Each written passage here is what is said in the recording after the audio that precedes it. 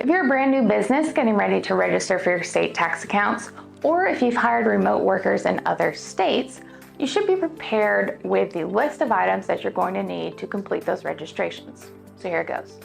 Number one, you're going to need the business's legal name as well as a DBA if they have one. You're going to need the company's address. You're going to need the business's FEIN.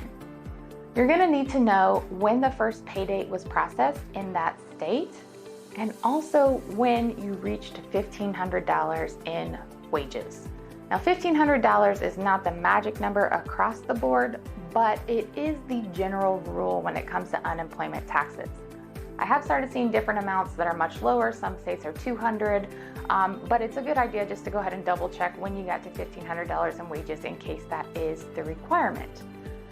You're also going to need to know some information about the owner or an officer of the company.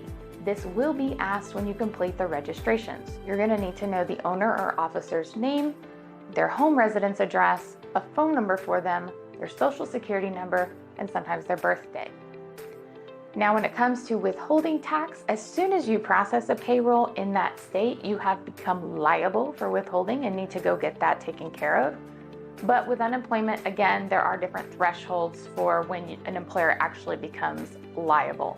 So just pay attention as you're doing the registration, answer the questions accurately, and again, have that information handy.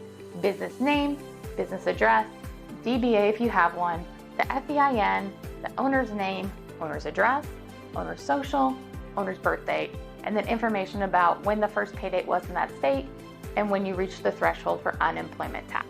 If you have that information already handy, these registrations aren't that difficult. But if you do have questions or if you prefer to outsource, we'd be happy to help with that. We help both clients and non-clients with their tax ID registrations.